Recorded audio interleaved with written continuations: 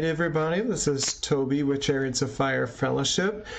We've had an amazing time last Saturday where we really looked at the Feast of Hanukkah, and I thought it would be a great idea to just share that same thing here with you all online. So let's dive in. I hope we have a lively discussion with question and answers. This is my first time doing a Facebook Live with this new technology where you see me in the foreground right here and where you see the slides in the background. So hopefully this works well. So when you look at this beautiful slide behind me, you see already a lot of the things that are connected to the Feast of Hanukkah. You see the lampstand right there with the 9 lamps. It's a little bit high up there, but those are the 8 lights that speak of the 8 days that this miracle that we're talking about here happened. And the feast is going to be celebrated, well, in about a week or so. We're having a big Hanukkah party here in our house. So if you're local, just send me a private message and we can get you set up to come here. The feast is 8 days from December the 22nd to the 30th.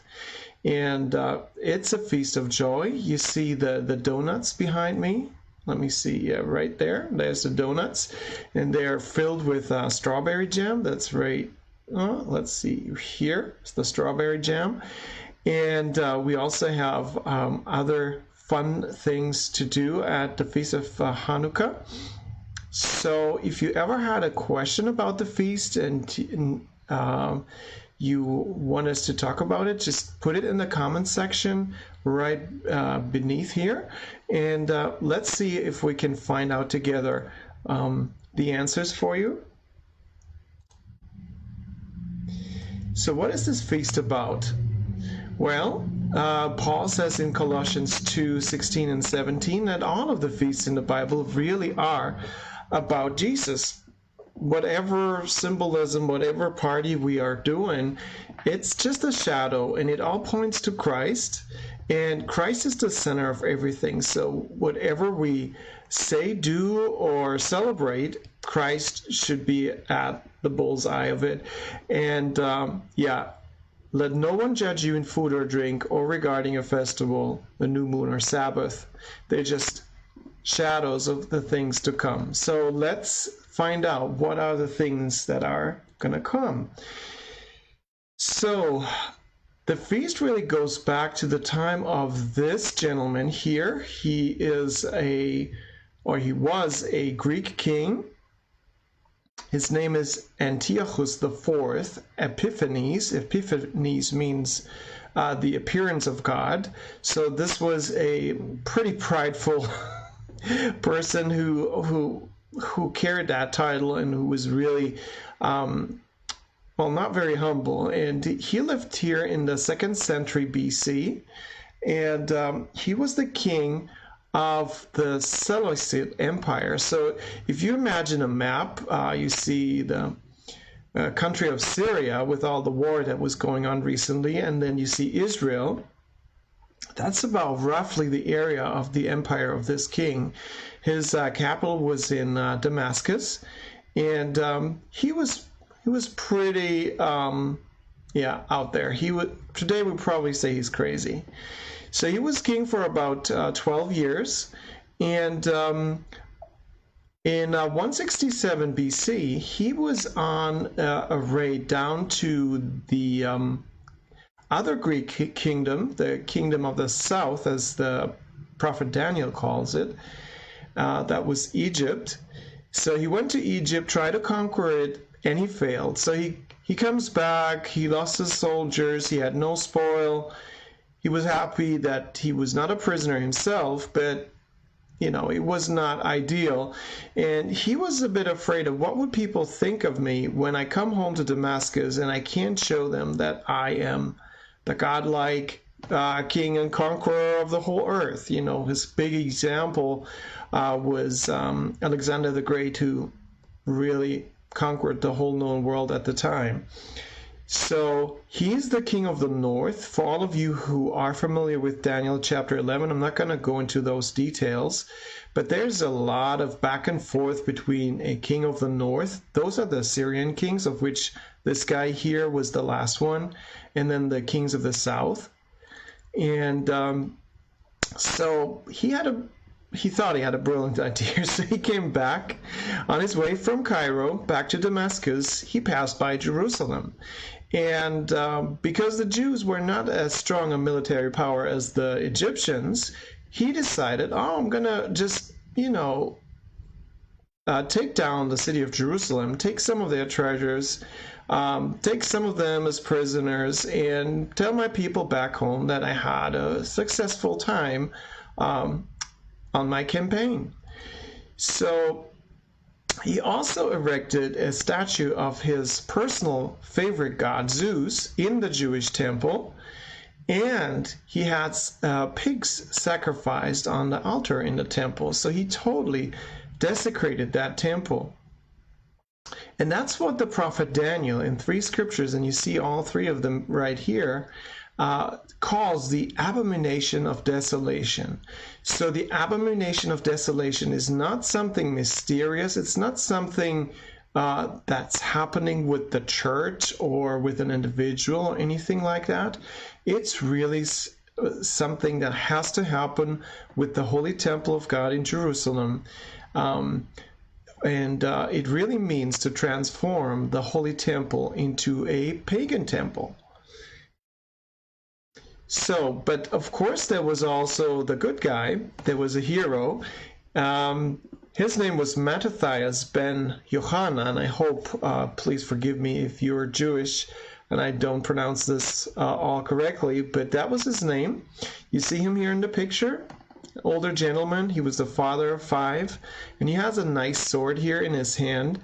And there's a Jewish person here laying on the ground, and that is the priest that was actually obeying the king in performing that sacrifice with the pigs. So that smoke that's coming up here, that's actually a pig being sacrificed on the altar. And Mattathias really didn't like this. So he slaughtered that priest and he stopped the sacrifice of the pigs. And it's very interesting because in that he's very similar to his ancestor, another Jewish high priest of the lineage of Phinehas, or that was Phinehas. When you check out the book of Numbers, Phinehas was a very zealous person. He lived in a time when there was a lot of adultery. There were non-Jewish women, and the young men in Israel, they had relations with them, and they came together even up in the open. And Phinehas is the priest who took that long spear, and he really pierced a guy and a girl all the way through in order to make a point that this was an abomination to the Lord and that this had to be stopped. So that same zeal, that same spirit was really in Mattathias, his great-great-great-great-great-grandson.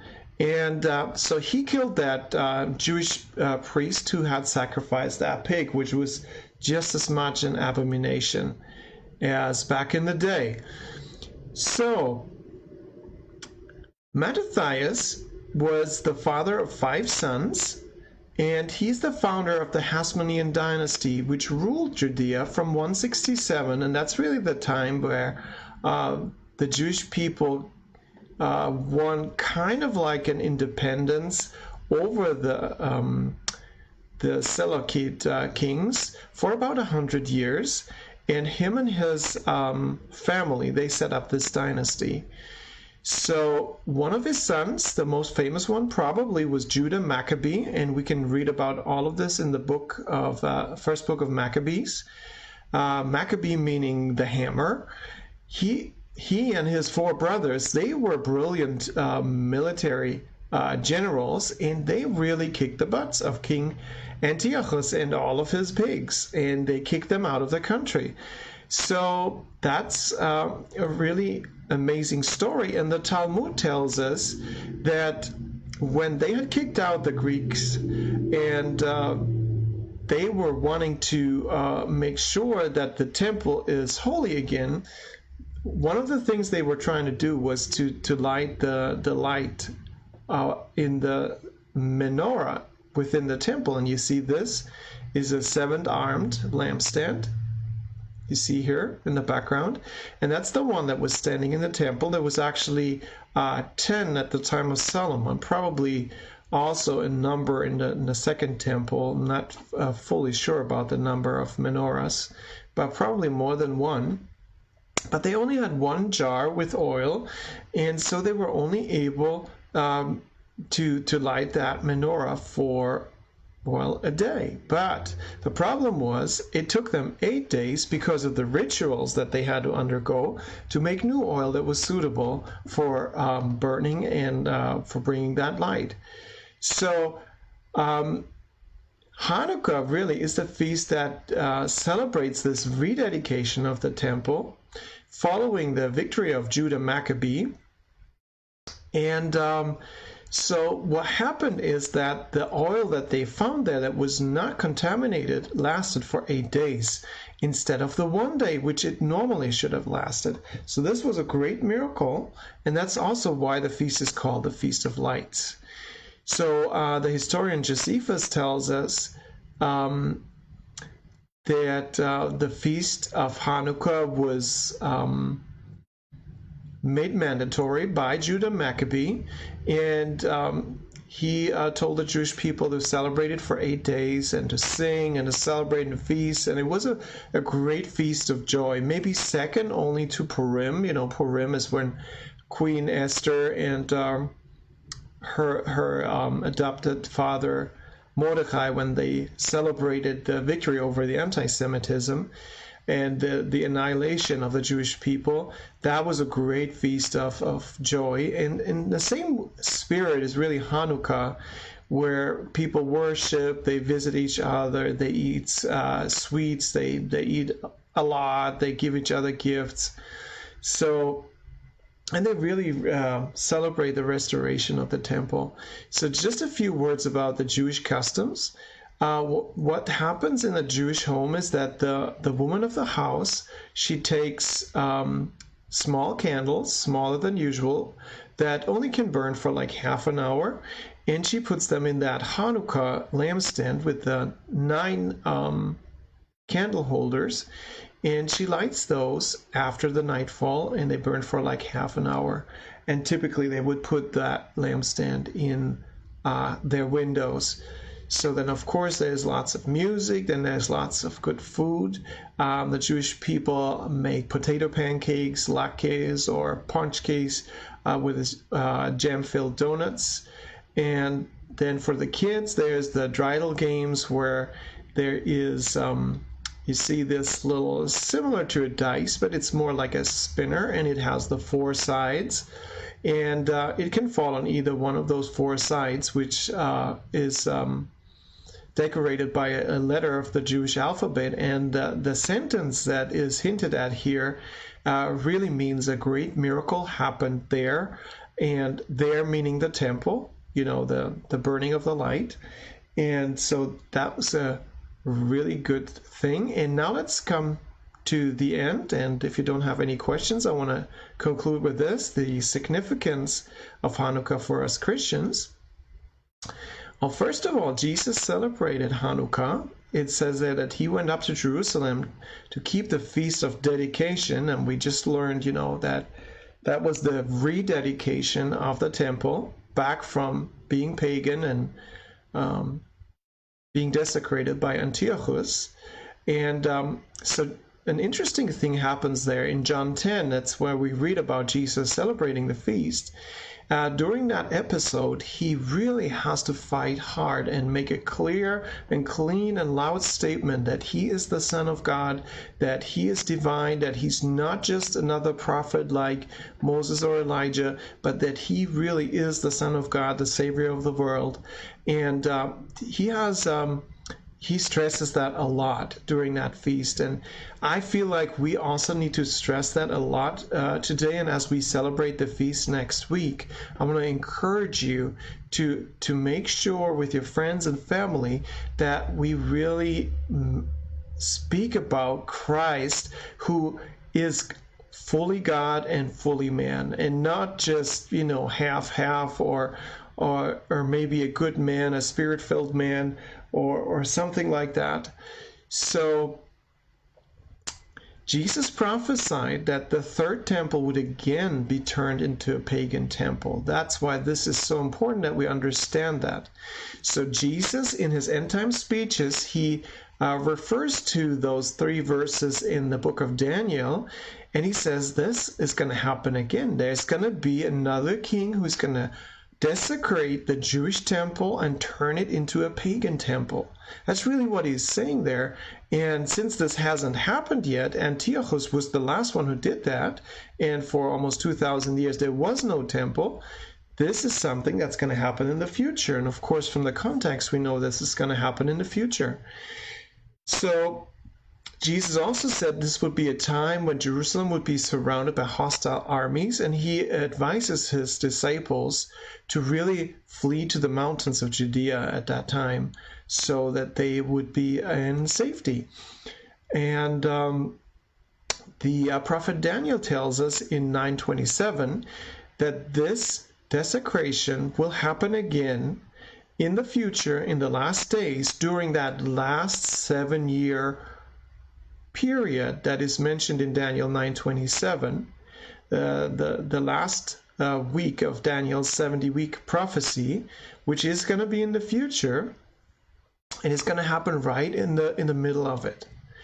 So those of you who know me, I do personally believe that Christ will return exactly 2,000 years after the cross. The cross was in the year 30. There's a lot of evidence for that. So in 2,000 years later, according to Hosea 6 verse 2, Christ is going to return on the Mount of Olives. The mountain is going to split. Everything is going to be, very tumultuous. And so 3.5 years before that, we can expect the Abomination of Desolation to occur, and that will be around Passover 2027. So, and that was it from my side. I hope you have all kinds of questions. And even if you don't right now, you can always put them in later on. I thank you so much for your attention.